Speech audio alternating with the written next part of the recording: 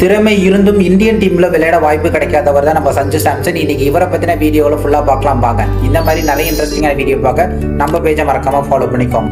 Sanju Viswanath Samson 1994 கேரளாவில் புல்விலா அப்படிங்கிற பிளேஸ்ல பிறக்கிறாரு. கேரளா டீமுக்காக 2011-12 ரஞ்சி டீம்ல வந்து செலக்ட் ஆகி ரஞ்சில விளையாட ஆரம்பிக்கிறாரு.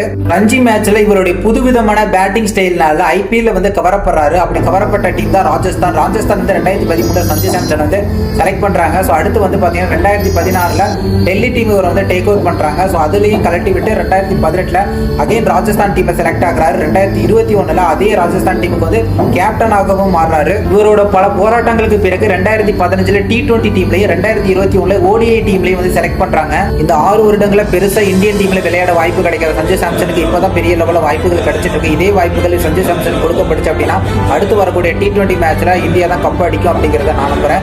ஏன்னா அவருடைய பேட்டிங் பர்ஃபார்மன்ஸ் அந்த அளவுக்கு நல்லா இருக்குது. அவருடைய வாழ்க்கையை பாருங்க 2015 இருந்து இன்னி வரைக்கும் இந்தியன் டீம்ல எப்படியா நம்ம நல்ல ஒரு இடத்த பிடிச்சிடும் போராடினால தான் T20 ஸ்குவாட்ல ஒரு நல்ல இடத்துல இருக்கிறாரு. ஸோ அதே மாதிரி எவ்வளவு நாள் ஆனாலும் நம்ம கனவு வந்து நிறைவேறும். நீங்க நம்பினா மட்டும்தான் உங்க கனவு வந்து என்னைக்காவது ஒரு நாள் மாறும்.